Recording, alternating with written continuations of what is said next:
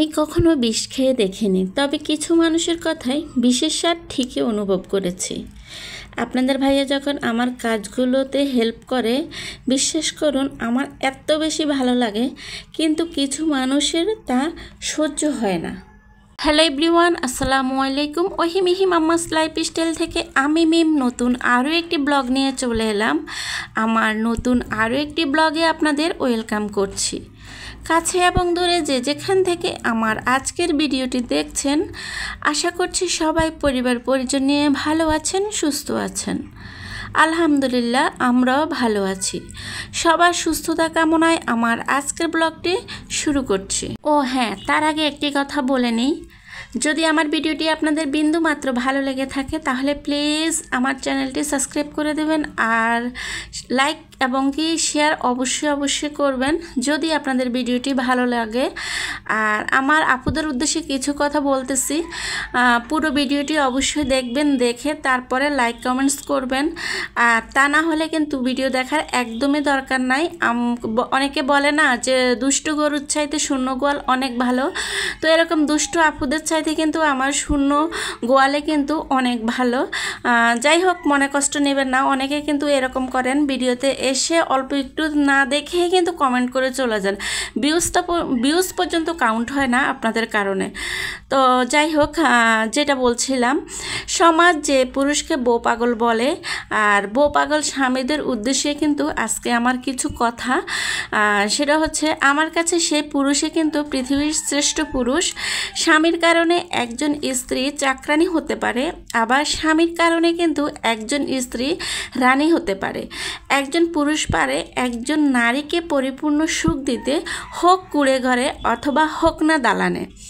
সব কিছুর মধ্যে যদি ভালোবাসা থাকে তাহলে কিন্তু অটোমেটিক একটি সংসার পরিপূর্ণ সুখ লাভ করে।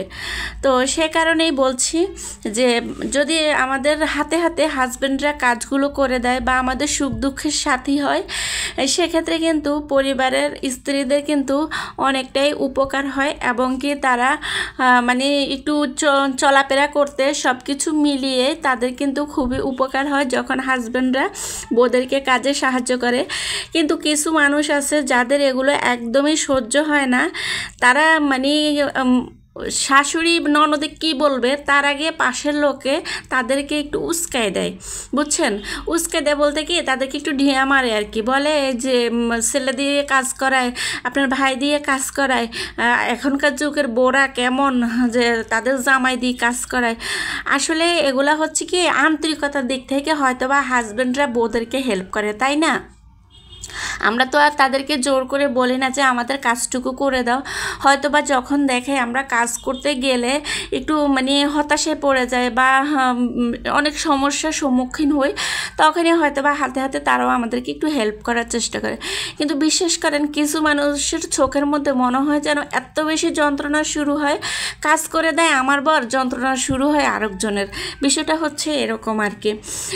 আর আরেকটা কথা, সেটা হচ্ছে মানে শাড়িতে যদি আগুন লাগে, সে শাড়ি খুললেও বিপদ, না খুললেও বিপদ। খুললে ইজ্জত যাবে, আর না খুললে কিন্তু জীবন চলে যাবে। ঠিক আমাদের সমাজে এমন কিছু লোক আছে, সম্পর্ক রাখলেও জ্বালা, সম্পর্ক না রাখলেও কিন্তু জ্বালা। তাদের সাথে সম্পর্ক যদি রাখি, তারা দেখবেন কত রকমের দোষ খুঁজে বেড়াবে, আর যদি সম্পর্ক বন্ধ করে দিই তাও অনেক কথার সম্মুখীন হতে হবে, আপনাকে অনেক কথা শোনাবে। মানে এটা আমি আমার অভিজ্ঞতার দিক থেকে বলছি আর কি। হয়তো বা অনেকে আবার অনেক কিছু ভাববেন, আসলে আমি আমার দিক থেকে বিষয়টা বিবেচনা করে তারপর বলছি। জানি না, হয়তো বা অনেকে আমার সাথে আরও বেশি সুখে আছেন, সে কারণে তাদের কাছে আমার কথাগুলো হয়তো বা অড মনে হতে পারে আর কি। আমরা বাবার বাড়িতে আর শ্বশুর বাড়িতে অনেক পার্থক্য, ঠিক না?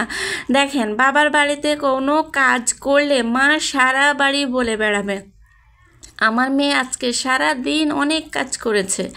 আর শ্বশুরবাড়িতে সারা দিন কাজ করলেও দিন শেষে শুনতে হয়, সারাদিন কী কাজ করেছো তুমি? শ্বশুর শাশুড়ি এত কথার মাঝে যখন আপনার সেই পুরুষটি আপনাকে সান্ত্বনা দিবে, বলবে তারা পরিবারের বড়, তারা একটু কথা বলতেই পারে, তাতে কি হয়েছে, আমি তোমার পৃথিবীর সব সুখ দেব, একটু ধৈর্য ধরো, এভাবেই পারে একজন পুরুষ তার স্ত্রীকে সান্ত্বনা দিয়ে পাশে থাকতে। সেজন্য কি আমার জন্য কি তার জীবনটা দিয়ে দিবে? না, একটু সুন্দর কথা হলে কিন্তু আমরা নারীরা গলে যাই। আসলে আমরা নারীরা মূলত মানে সুন্দরের পাগল। আমরা যদি আমাদের সাথে কেউ মিষ্টি ভাষায় কেউ কথা বলে, তখনই কিন্তু আমরা গলে যাই। আর পিছনে দিয়ে আমাদের মানে এত কথা বলবে, সামনে এসে যদি যেই কেউ হোক মানে সুন্দর একটু কথা বলবে, আমরা কিন্তু তার প্রেমে পড়ে যাই, এরকম আর কি, মানে তার কথায় গলে যাই। আমরা নারীরা মানে কি ধাতু দিয়ে তৈরি আমরা নিজেরাই আসলে বলতে পারবো না হয়তোবা। তো আসলে এত কথার মাঝে মূল কথা হচ্ছে কি, যখন আপনাদের ভাইয়া সবসময় আমার কাজে একটু হেল্প করতে যায়, তখনই কিন্তু পাশের লোক এসে বলে যে বউ পাগল, বউ যা বলে তা শুনে, বউয়ের কথা মতো চলে, বউয়ের কথা মতো উঠবস করে, বউয়ের কথা মতো নিজের ভিটা বাড়ি ছাড়া হয়েছে, এখন বাসা ভাড়া থাকতেছে বউকে নিয়ে, নানা রকমের কথা শুনতে হয় যখন শ্বশুর বাড়িতে যাই। অথচ বিশ্বাস করেন, আমার শ্বশুর শাশুড়ির ননদেরও এত জ্বালা নাই, কিন্তু তাদের পাশের লোকের এত বেশি জ্বালা, বিশ্বাস করুন, মানে তাদের এত জ্বালা কোত্থেকে আসে আমি নিজেও বলতে পারবো না।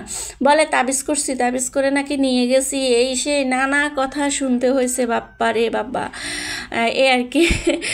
তো কথা বলতে বলতে কিন্তু আজকে অনেক কাজ করে নিয়েছি। আসলে অনেক দিন যাবতে কিন্তু পর্দাগুলো এত বেশি ময়লা নোংরা হয়ে গেছে, ভাবছিলাম কবে এই পর্দাগুলোকে মানে এগুলোকে উঠাই আবার নতুন করে আরগুলো বিছাবো, আরগুলো জানালার মধ্যে লাগাবো, সেটাই ভাবছিলাম, হয়ে উঠছিল না। তো ভাবলাম ঈদ যাক, ঈদের পরে কিন্তু যেগুলো সবসময় রেগুলার ব্যবহার করি সেগুলো একটু টাঙিয়ে দেবো আর কি।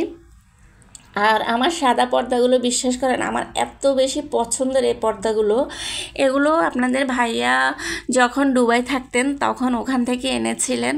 তো উনি তখন ওখানে মিনিস্ট্রি অফিসে চাকরি করতেন, আর সেখানে এগুলো কিনে আনেন নাই, এগুলো ওনার মানে রুমের মধ্যে ছিল আর কি। তো সেখান থেকে নিয়ে এসেছিলেন, প্রায় 5 পিসের মতো ছিল। তো আমার কাছে এই পর্দাগুলো এত বেশি ভালো লাগে, বাংলাদেশ থেকে মানে আর যত পর্দাই দেখি না কেন, আমার কাছে বিশ্বাস করেন ওই পর্দাগুলোর মতো আর এরকম পর্দা কোথাও দেখি না।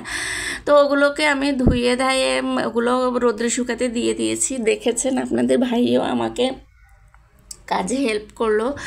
তো আপনাদের ভাই আর কাজে হেল্প করা দেখে আমার কিন্তু এই কথাগুলো মনে পড়ে গেল, যখন শ্বশুরবাড়িতে থাকতাম তখন কিন্তু পাশের লোকেরাই এরকমই বলতো।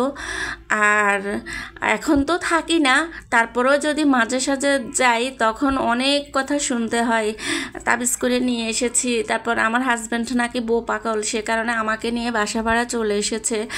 তো ভাই তাদের উদ্দেশ্যে বলতেছি, আমার তো আর শ্বশুর শাশুড়ি নাই, শাশুড়ি ছিলেন, তো উনিও নাই, আর আমি কিন্তু শাশুড়িকে রেখে বাসা ভাড়াতে আসি নাই।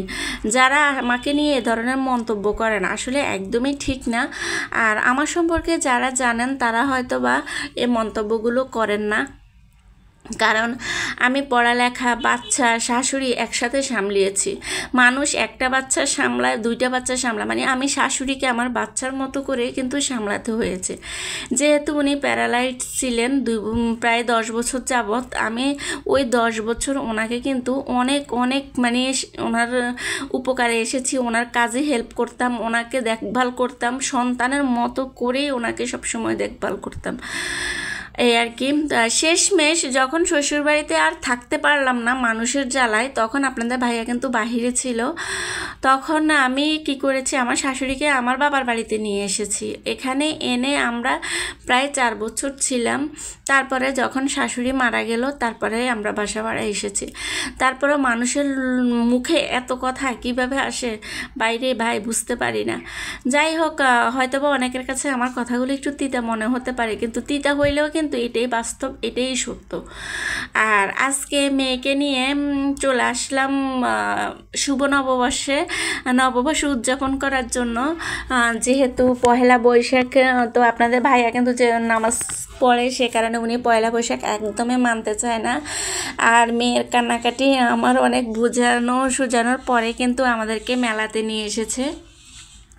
মেলাতে আসার পরে এত বেশি ভিড়, মানে মেলার ভিতরে ঢুকতে পারলাম না। তো আপনাদের ভাইয়া বলে আমি বাহিরে দাঁড়িয়ে আছি, তোমরা মা মেয়ে মিলে ঢুকে দেখো কি কি নিতে পারো, কিনতে পারো। আমি এই বিষয়ে কিছুই জানি না, এই আর কি। তো মা মেয়ে মানে ভিতরে কোনো রকম ঠাসাঠাসি করে ঢুকলাম আর কি।